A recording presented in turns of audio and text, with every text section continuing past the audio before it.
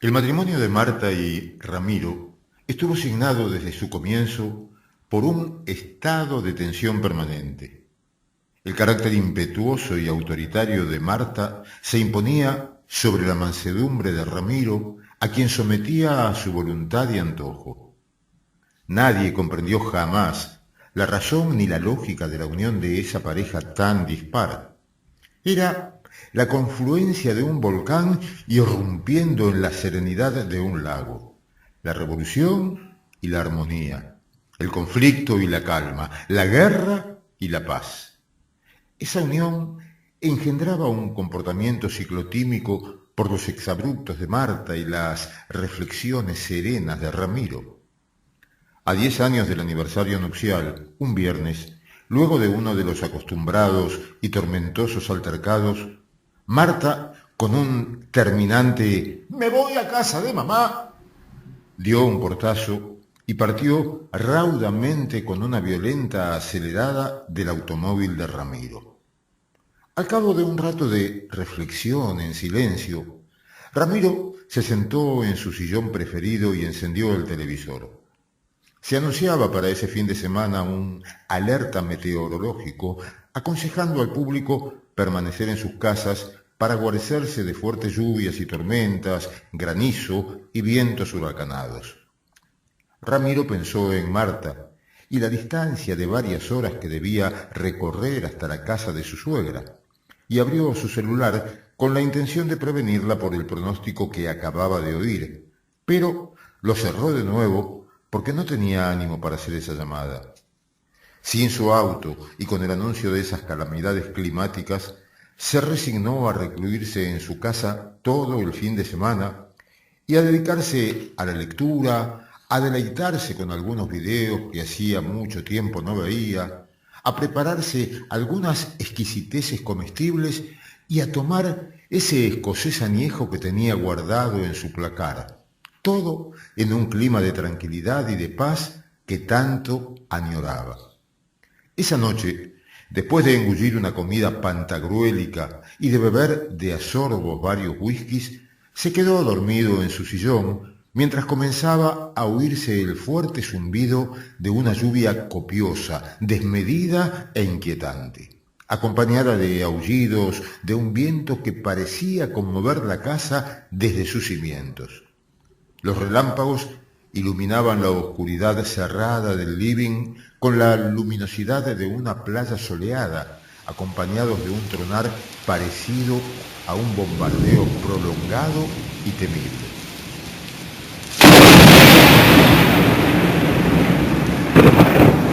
Ramiro se despertó sobresaltado por el estallido de un trueno, advirtiendo que en la pantalla del televisor solo había una imagen blancuzca con un efecto de nieve, señal de interrupción y corte del servicio. Encendió la luz de la lámpara, miró el reloj sobre la chimenea cuando comenzaban a sonar las campanas de las 6:30 de la mañana.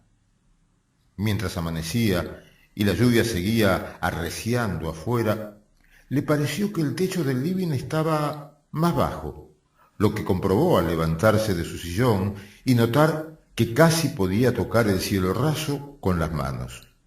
Caminó por todo el ambiente y preguntándose si había crecido en altura de manera sorpresiva, idea que desechó en el acto por absurda, se sorprendió al ver que la chimenea había avanzado hacia su sillón, como así también la pared de la puerta de entrada. Trató de analizar racionalmente esa extraña sensación y sin embargo se dio cuenta de que no había error, porque en el recorrido del ambiente el número de pasos era notoriamente inferior a los que estaba acostumbrado en todos los años de residencia en esa casa. Entró por la puerta semiabierta al dormitorio y no percibió diferencia alguna en sus dimensiones y apariencia, y con la pesadez de los excesos etílicos de la víspera, lo invadió una densa somnolencia. Se recostó en su cama y se quedó profundamente dormido.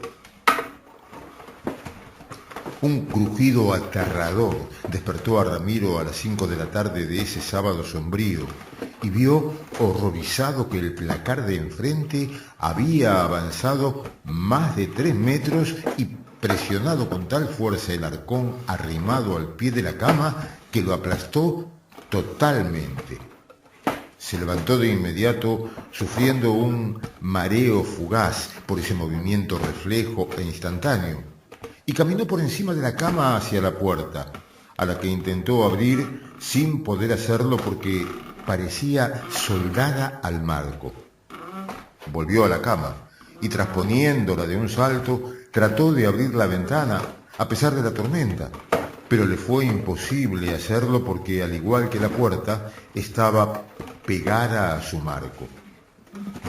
Entró en un estado de pánico cuando comprobó que no había luz ni teléfono y que el único canal de comunicación con el exterior era su celular, que había dejado en la mesa del living y que esa tarde oyó sonar reiteradamente, pero no lo pudo atender por la imposibilidad de abrir la puerta. A pesar de su abatimiento, tuvo la idea conformista de que la tormenta cesaría en algún momento, que la luz se restablecería y con ella los servicios y las comodidades de la civilización, y aunque ello no ocurriera, al menos el lunes regresaría su mujer, quien, no obstante la aversión contenida hacia él, aún por curiosidad, arbitraría los medios necesarios para ingresar en la casa y posibilitar su liberación. Con esa idea tranquilizadora, se dejó estar encomendándose a la divina providencia. Se puso su pijama color chocolate y volvió a acostarse en su cama, abandonándose a su suerte con la convicción de un desenlace a corto plazo. Con el correr de las horas, sin que la lluvia y la tormenta decrecieran en su furia e intensidad, dedujo que ya promediaba la tarde del día domingo y que en la jornada siguiente estaría a salvo de ese angustioso cautiverio. Pero a partir de ese momento comprobó que su cuerpo comenzaba a reducirse a la par que las dimensiones del cuarto, con las 4 paredes que se acercaban, habiéndose circunscripto a un cuadrado que encerraba la cama y la mesa de luz, que se achicaban cada vez más. Cuando del dormitorio solo quedaba un espacio de 10 centímetros cuadrados y dentro de él Ramiro, este redujo su tamaño a poco más de 1 centímetro para protegerse de la presión de las paredes que se iban acercando peligrosamente. Se subió a la mesa de luz y se mantuvo dentro de un cenicero de gruesos bordes de acero con la idea de que resistiría un aplastamiento. Sin embargo, el pobre Ramiro no tuvo suerte, porque la providencia no atiende a los pusilánimes y la furia de la naturaleza lo aplastó integrándolo al metal del cenicero.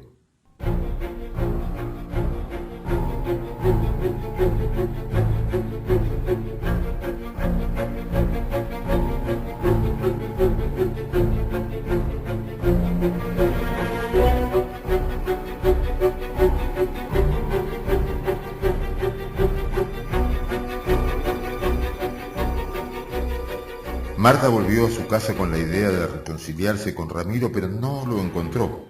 Aunque le llamó la atención el orden y la limpieza que aparecía ante su mirada sorprendida. Recorrió todos los ambientes llamándolo a Ramiro a gritos sin obtener ninguna respuesta, hasta que entró en el dormitorio y, viendo todo el entorno reluciente y prolijo, caminó mecánicamente hacia la mesa de luz porque vio un bombón dentro del cenicero de acero, y también mecánicamente se lo comió. Pasó el tiempo, y después de que Ramiro fuera declarado ausente con presunción de fallecimiento, Marta se reunió un día con Lucrecia, su amiga y confidente, para reflexionar sobre la misteriosa desaparición de su marido, a quien ella, a decir verdad, no extrañaba en lo más mínimo. Al despedirse, Marta lanzó una conclusión final. Mira, para mí se lo tragó la tierra. Y Lucrecia, que conocía esa tortuosa relación, ironizó: «Che, no te lo habrás tragado vos, ¿no?»